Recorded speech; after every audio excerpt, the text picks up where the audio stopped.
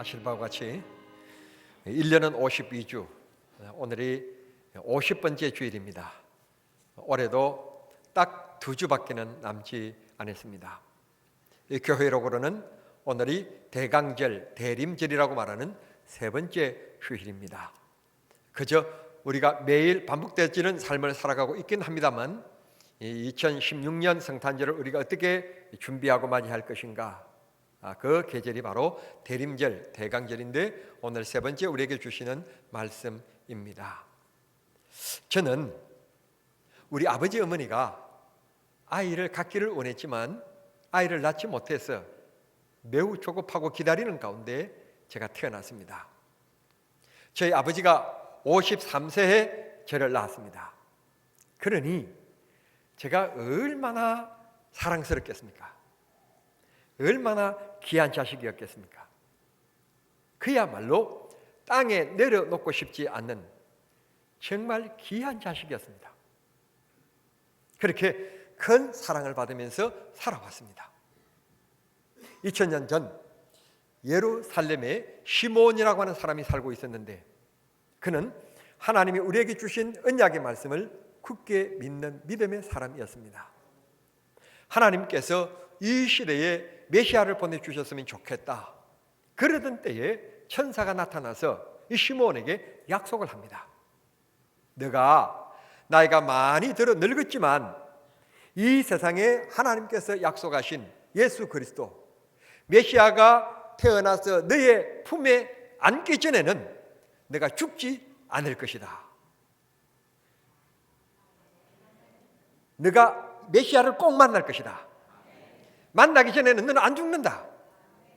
그런 약속을 하나님이 주셨습니다. 그래서 이 시몬은 성경에 기록되어 있지 않지만 여러분 한번 생각해 보십시오.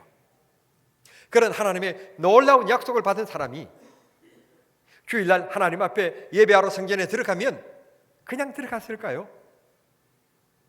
아마 지금 우리 교회도 그렇습니다만 어린 아이들을 안고 들어오면 저가 하나님이 약속하신 메시아인가? 얼마나 눈이 번쩍번쩍했으며 관심이 갔겠습니까? 그러던 어느 날 이 성전에 드디어 어린 예수님이 탄생하신 후에 처음으로 교회에 오시게 된 것입니다. 요셉과 마리아의 손에 안겨서 예수님이 오시게 되었는데 성령이 시몬 마음속에 감동을 합니다. 약속하신 메시아가 바로 저다. 그 시몬이 어린 예수님을 품에 안고 얼마나 감격했을까요?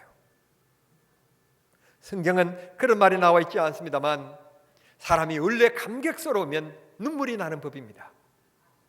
하나님의 이 많은 사람들이 있는 가운데서 나보다도 훨씬 하나님이 쓰시는 대제사장도 있고 여러 사람들이 많이 있는데 그들에게 약속을 주시지 않고 미천한 늙은이 이 나에게 하나님께서 메시아를 품에 안기 전에는 죽지 아니할 것이라고 하는 유일한 약속을 저에게 주셔서 오늘 이렇게 하나님께서 주신 이 어린 예수님을 품에 안을 수 있는 복을 주시고 영광을 주시니 하나님 너무너무 감사합니다. 얼마나 마음이 뜨거웠을까요?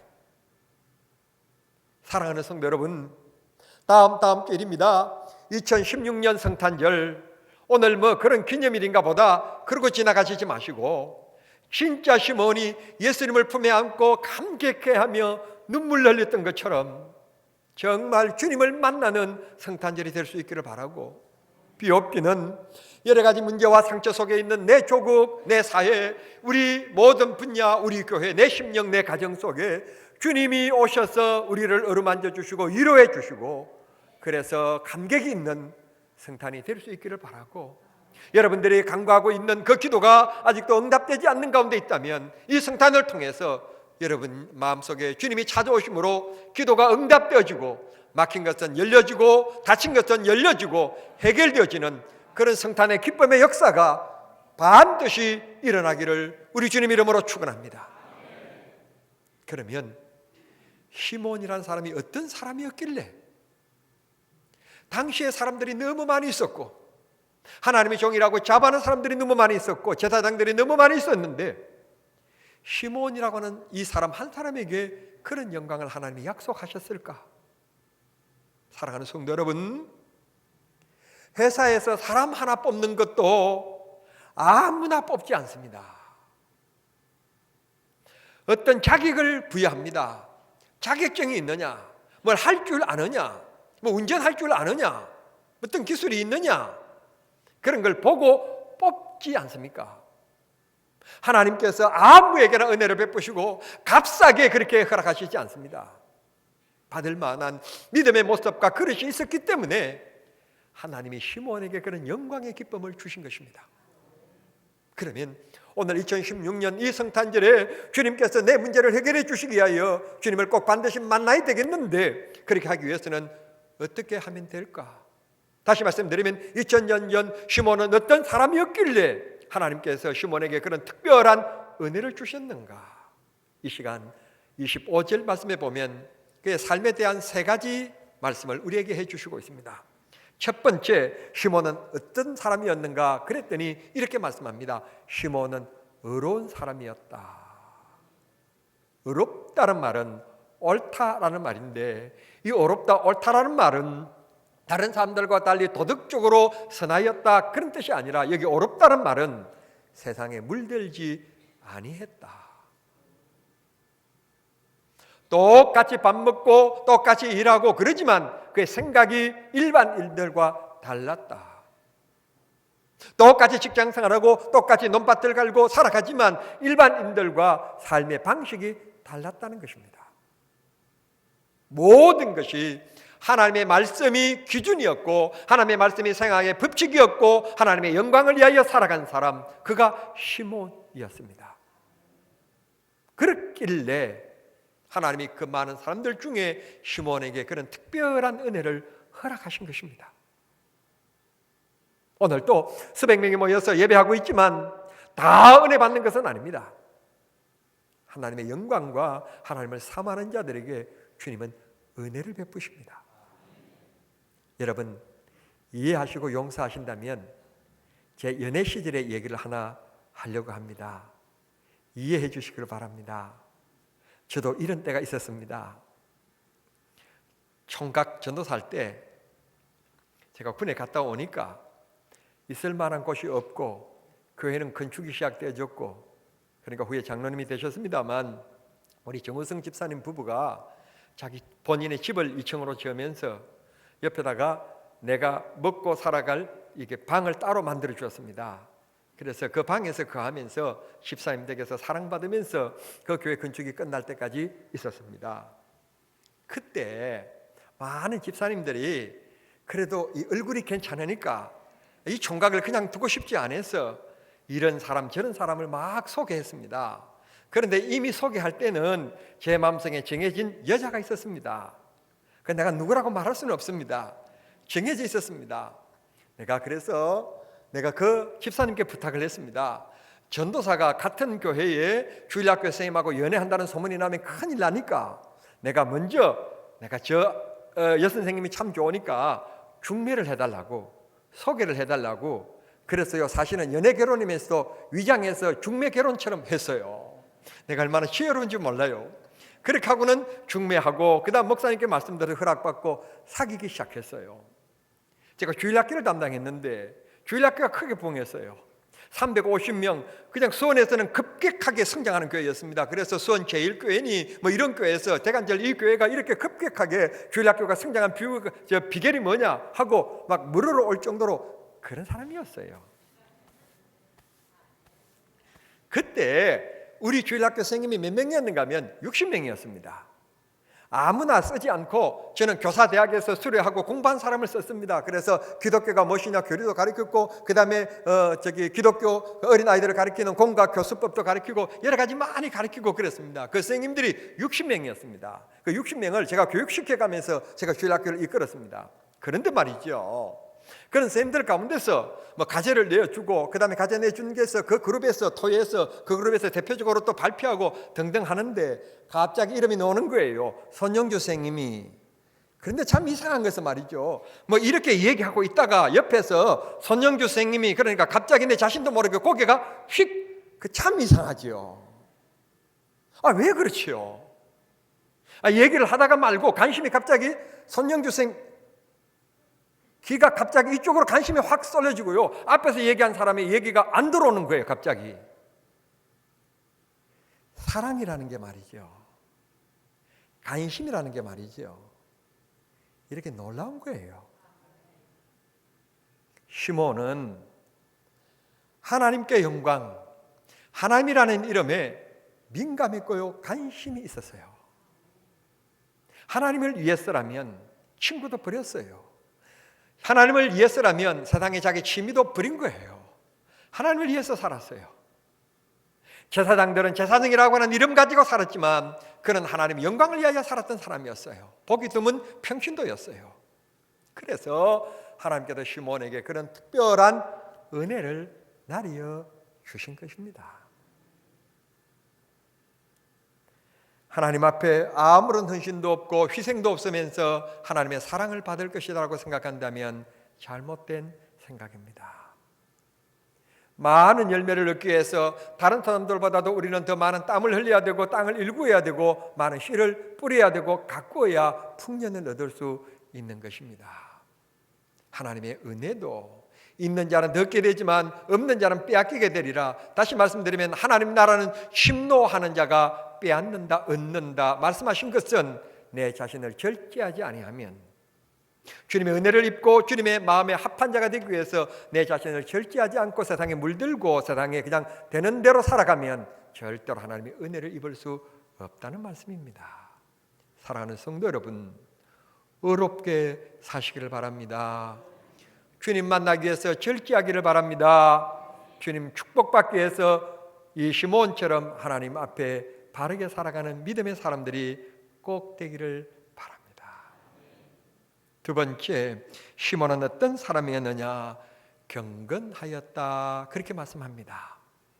경건이란 말을 다른 말로 표현한다면 거룩이라는 말이고, 거룩이라는 말을 다른 말로 더 쉽게 표현한다면 구별된 사람, 그런 뜻입니다.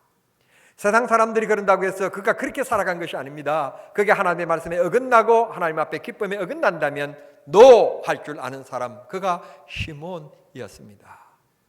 다른 사람들이 다 회사를 경영하면서 이중장부 만들지만 그것이 하나님 앞에 올바르다 않다 생각하기 때문에 버린 사람, 그 사람이 시몬이었습니다. 얼마든지 조금만 깨부리면 잘 살 수 있고 더 부유해질 수 있고 더 많은 이득을 취할 수 있었지만 시몬은 그런 것에 타협하지 아니했습니다.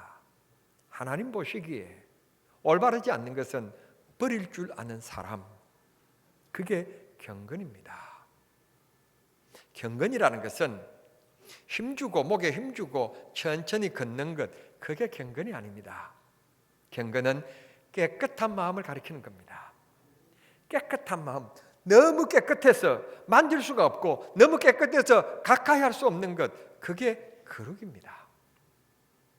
우리 모두 다른 사람들 바라볼 때 저 사람 뭐 교회 다닌다고 그러지만, 저 사람 뭐 목사라고 그러지만 뭐 별것 아니야, 뭐 별것 없어, 그게 아니라 저 사람은 왠지 모르지만 저 사람은 빼야 될 것 같아, 저 사람은 그렇게 하면 안 될 것 같아, 그렇게 남들이 인정해 줄 수 있는 삶을 살아가는 사람, 그게 경건입니다. 그게 거룩입니다. 집사님 이리 와봐, 누가 어쩌고 저쩌고 저쩌대, 그렇게 와봐, 그런 사람이 아니라 저 사람은 그렇게 부르면 안 될 것 같아, 너무 깨끗하기 때문에, 저 사람은 문들기 때문에 우리가 그렇게 하면 안 될 것 같아, 저 사람은 지켜줘야 될 것 같아, 아멘 하셔야 돼요. 그게 경건이에요. 그게 기독교인의 생활인 거예요. 우리 모두 그렇게 살아야 될 줄 믿습니다. 그래야 주님을 만납니다. 주님을 만나야 인생의 문제가 해결됩니다. 곡식이 가뭄에 메마르 가다가도 물고에다가 물이 출출출 들어오면 죽어가는 그 고개가 벌떡 일어나면서 좋은 열매를 맺게 되는 것과 같이 우리 인생이 주님을 만나야 인생의 행복이라고 하는 열매를 맺고 살아갑니다. 그곳에 감사가 있고 그곳에 행복이 있습니다. 여러분, 어떤 사람은요, 이것 해도 안 되고 저것 해도 안 되니까 세상 잊어버리자, 그래서 자기 생각을 둔하게 만들어주는 이거 하면서 살아가는 사람이 있습니다. 그건 행복일 수 없습니다. 어떤 사람은 권력에 기대해서 살아가는 사람들이 있습니다. 그게 행복이 아닙니다. 예수 그리스도를 만나야 진짜 깨끗한 거룩입니다. 그게 축복입니다. 아무리 사람이 양심적으로 살아가고 법이 없어도 살아간다고 말하지만 여러분, 예수가 없는 사람은 거룩이 될 수가 없습니다. 하나님이 인정하시지 않는 것입니다.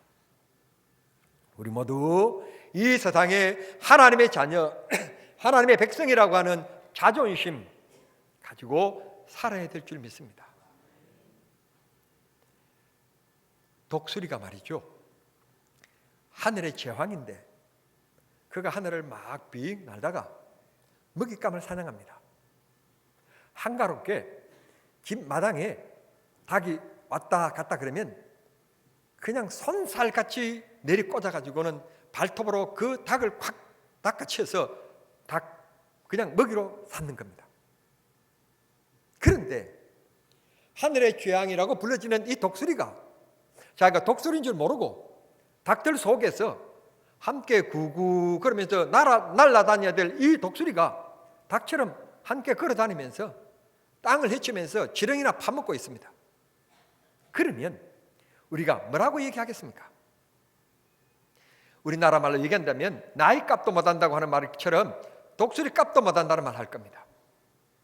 우리가 만약에 정체성이 없이 살아간다면 목사를 가리켜서 말할 것입니다. 목사 값도 못한다고 얘기할 것입니다. 우리가 집사인데, 우리가 성도인데 우리를 바라보고 세상 사람들이 얘기할 겁니다. 집사 값도 못하고 살아간다고, 교회 다니는 그리스도인 값도 못하고 살아간다고, 도리어 비웃는 대상이 되고 말 것입니다. 우리는 거룩하게 경건되게 살아야 합니다. 지저분한 얘기, 은혜롭지 않는 얘기는 빨리 핑계대고 일어서버려야 합니다. 아차, 내가 어떤 약속을 잊어버렸네. 아이고, 누가 온다고 그랬는데 내가 어째야 되는데, 거룩성을 위해서 거룩한 거짓말 할 줄 아는, 그래서 세상에 물들지 않고 사람이요, 안 듣는 것이 은혜예요. 들어보세요. 들으면 그때부터 사람이 이상하게 보이는 겁니다. 강병국 장로님이 새벽기도 오시다가 가실 때는 꼭 가랑리 그 다리 옆에 무밭에 들어가가지고 무 한 포기씩 꼭 뽑아간다고. 그 얘기 들어보면 그때부터요, 새벽기도 마치고 나가는 뒷모습이 아름답게 보이지 않기 시작해요. 한 번도 무 뽑는 것은 본 적이 없어요. 그런데 그 얘기 듣고 난 이후는 달라져요. 여러분들이 교회 주차장에 차들이 참 많은데, 차들이 많으니까 이 차가 참 새로 놓은 차인가 보다, 참 좋다 그러면서 우리가 우리 자신도 모르게 차 속을 이렇게 쳐다보게 됩니다. 그런데 어느 분이 하는 얘기가, 그분 조심해야 된다고, 남의 차에 뭐 있는가 훔치려고 기웃거린다고. 나는 신기해서 호기심으로 쳐다보는 건데 그 말이 와전되기 시작하면 내가 한번 이렇게 쳐다보면 아이고, 또 뭘 훔치려는가 보다, 저거 봐, 저거 사람이요, 간사하기 시작해집니다. 고로 우리가 거룩한 삶, 경건된 삶을 위해서는 은혜되지 않는 말, 비평적인 말, 부정적인 말, 여러분 아예 일어서 버려야 합니다. 함께 장구치고 앉아 있으면 안 됩니다. 안 듣는 것이 내 믿음의 이득이 됩니다. 축복이 됩니다. 지난주에 월요일날 군성교부에서 군부대 갔습니다. 1기갑 여단 갔더니 1기갑 여단장님께서 이렇게 감사 짱을 주시고요, 사진을 찍어가지고 주셨어요. 그런데 이 장군이, 이 1기갑 여단장이 장군이신데, 베리신데, 교회 장로님이신데, 난 이분을 여러 번 만나면서 이분을 만날 때마다 늘 기분이 좋아요. 지휘관이시고, 그렇게 우리나라의 참 값을 따진다면 한 부대 단위로서는 제일 돈을 많이 가지고 있는 부대, 탱크 한 대에 20억 그런 탱크를 가지고 있는 그런 큰 부대 예단장이시니까, 수도 서울을 방하는 북한에서 넘어오는 탱크 부대를 막는 그런 큰 부대의 사명을 가지고 있는 부대니까 대단한 부대죠. 지난주에도 이 훈련에 나갔는데, 훈련에 나가서 그냥 연습으로 쓰는 폭감만 20억. 내가 안 놀랄 줄 알았어요.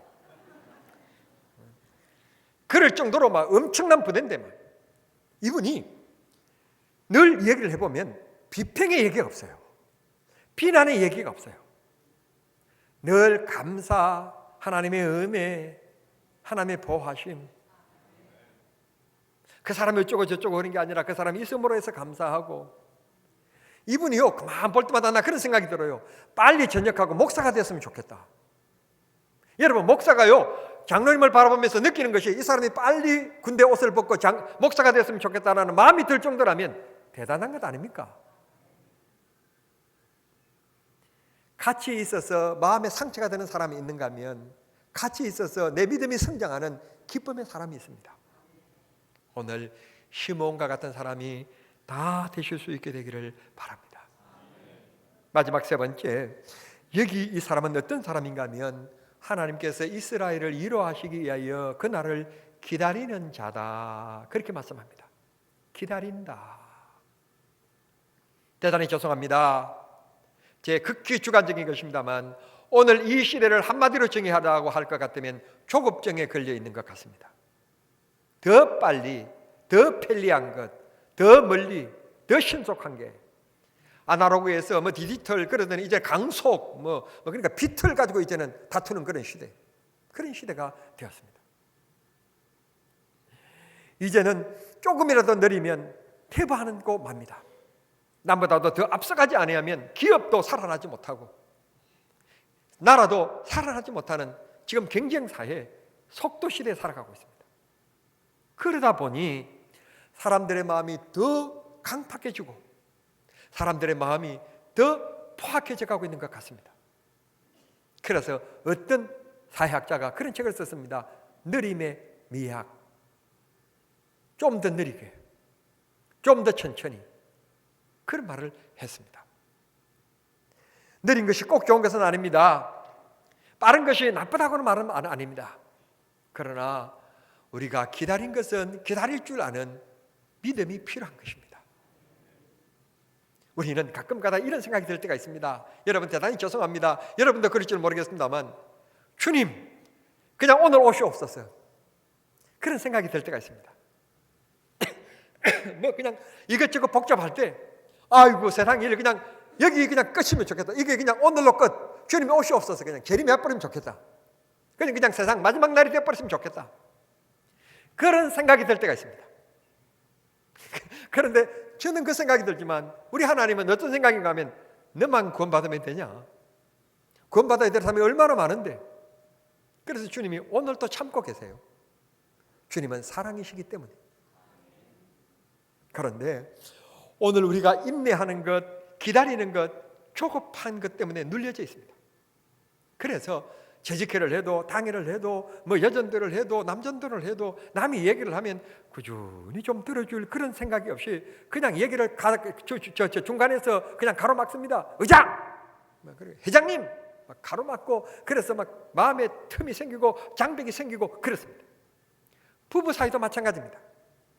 남편이나 아내가 무슨 얘기를 하면 여러분 좀 내 아내가 힘들었나 보다, 좀 그랬나 보다 하고 할 얘기를 좀 꾸준히 좀 들어주고 좀 그러면 좋을 텐데 당신 어쩌고 저쩌고 그래서 그냥 다른 것 때문에 더 싸움이 일어나게 되는 경우들이 있지 않습니까? 좀 진득하게 들어주지. 아니, 아내가 누구한테 가서 그 잔소리를 하겠습니까? 남편이 아니면 누구 자꾸 얘기합니까? 또 남편도 마찬가지지. 여러분, 내 아내니까 믿고 한번 얘기하는 건데 그것도 못 들어주는 아내, 그러면 왜 살아요, 내가 이제? 그러니 서로 좀 들어주고 좀 서로 좀 더 배려해주고 그러면 얼마나 좋겠어요. 그런 기쁨이 있게 되기를 바랍니다. 좀 더 기다리는 겁니다. 성도 여러분, 우리가 인내 그러면 성경에서 빼놓지 못할 사람이 있는데 욥이라는 사람입니다. 여러분, 저는 욥을 생각할 때마다 참 내 일이 아니지만 가슴이 너무 무너질 때가 있고요.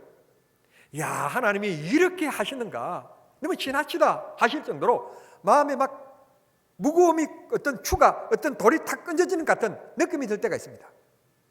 여러분 한번 들어보시겠습니까? 욥기 1장 2절 말씀 보면 그는요 동양의 엄청난 부자였어요. 큰 부자였는데 하루아침에 사업이 왕창 망해버립니다. 양들이 다 죽습니다. 빈털터리가 되어버립니다. 그래도 여기까지는 그래도 최고의 기업이었던 사람들이 먹을 것도 없이 완전 그냥 망하는 것, 뭐 그런 부자가 뭐 망해도 3년은 먹고 산다고, 뭐 3대가 먹고 산다고 하던데, 좌우간 여러분 완전 거지가 됐다. 뭐 그것까지는 그렇다 치더라도 한번 생각해 보십시오. 사랑하는 남편이 죽었다? 사랑하는 아내가 죽었다? 그건요, 남이 알지 못하는 마음의 엄청난 충격이고 괴로움일 거예요. 그건 본인이 아니면 남은 이해하지 못할 일들일 거예요. 그런데 남편이 죽었다, 아내가 죽었다, 그것도요 사치스러운 거예요. 욥에게는 무슨 말인지 아세요? 욥에게는 아들이 7명 있었고 딸이 3 있었어요. 모두 10명의 자식들이 있었는데 이 10명의 자식들이 하루아침에 집이 확 무너져서 죽은 거예요. 사고로 죽은 겁니다. 남편이 세상을 떠나는 것, 아내가 세상을 떠나는 것도 너무 아픈 일이지만 자식 10명이 하루아침에 그냥 집이 무너져서 죽었다? 이건요, 정상적인 부모는 제정신으로 살아갈 수가 없는 문제입니다. 미치는 일입니다. 감동이 없는데 여러분, 손녀를 얻어보면 이 무슨 말인지 압니다. 얼마나 손녀가 예쁜데 자식 10명이 하루아침에 다 죽었다? 거기에다가 자기 몸은 악창, 그 독성이 있는 벗섬이 나가지고 손으로 긁는 게 아니라 기아장으로 꽉꽉 긁어야 될 정도로, 그럴 정도로 가렵고 아프는 그런 곳에 있다가, 그래도 마음이 의지가 되는 아내는 당신이 믿는 하나님이 계신다면 이럴 수가 있느냐, 당신한테 하나님을 저주하고 당연히 죽으라. 그러고는 고무실, 그때부터 고무신 끊고 싣고 가는 얘기가 생긴 거예요. 여자는 믿어야 되고 사랑해야 되지만, 죄송합니다. 여자는 사랑해야 되지만 믿으면 안 되는 존재, 문제만 있으면 고무실 거꾸로 싣는 존재가 여자예요. 이제 정리를 하겠습니다. 욥에게 남은 건 아무도 없습니다. 다 떠나갔고 내일 죽을지 오늘 죽을지 모르는 심한 고통만 있을 뿐입니다. 이런 욥에게 무슨 기도하라, 이런 욥에게 뭐 하나님을 바라봐라, 이런 욥에게 뭐 찬송해라, 이런 욥에게 참아라, 하나님이 함께 하신다, 두려워하지 말아라, 그 말씀이 귀에 와닿을까요? 그런데 이 욥을 보십시오. 이 고통이 1년 만에 해결된 거 아닙니다. 2년 만에 해결된 것이 아닙니다. 이 고통이 수십 년 만에 해결이 되는 겁니다. 이런 고통 가운데 또 욥은 하나님을 바라보고 믿음을 잊어버리지 않습니다. 그래서 인내, 그러면 우리는 욥을 빼놓을 수가 없습니다. 하나님이 만져주시고 고쳐주시고 하나님이 많이 해주실 그날을 참고 기다린 사람 욥이었습니다. 믿음은 기다림입니다. 믿기 때문에 기다려야 합니다. 믿음이 없으면 기다릴 수 없지만 믿음이 있기 때문에 기다려야 하고 믿음을 위해서 기다려야 하는 겁니다. 참지 않으면 믿음이 아닌 것입니다. 참아야 합니다. 마음의 고통에 도저히 이길 수 없을 만큼의 힘든 일도 있지만 참아야 하고 기다려야 합니다. 그런 자만이 주님의 은혜를 입을 수 있습니다. 오늘 시몬은 기다림으로 이 세상에 오신 예수님을 품에 안는 기쁨을 유일한 사람으로 성경은 기록하고 있습니다. 이 성탄절에 이 시몬과 같은 신앙의 모습들을 가져서 정말 주님이 찾아오셔서 여러분을 만나주시고 여러분의 기쁨을 회복시켜 주시고 은혜 주시고 만져주시고 해결해 주시는 기쁨의 성탄절이 되실 수 있게 되기를 우리 주님 이름으로 축원합니다. 기도하겠습니다. 사랑하신 하나님 우리 아버지, 감사합니다. 성탄절을 앞두고 오늘 시몬이라는 사람을 만나보며 그의 믿음의 생활을 뒤돌아보았습니다. 우리들도 시몬과 같은 그런 믿음의 신앙이 되기를 원합니다. 어렵고 경건하고 기다리는 인내 신앙이 되기를 원합니다. 하나님 우리들에게 힘주시기를 기도합니다. 다윗도 시편 37편 7절에 여호와 앞에 잠잠하고 참고 기다리라 말씀하셨고, 지난주에 우리가 말씀 나눈 말씀대로 예레미야가 3장에서도 사람이 여호와의 구원을 바라고 잠잠히 기다림이 좋다 말씀하셨습니다. 우리가 조급함을 버리고 인내하며 주님의 역사하시는 그날까지 기다림의 믿음들이 모두 되게 해 주시옵소서. 예수님의 이름으로 기도하옵나이다. 아멘.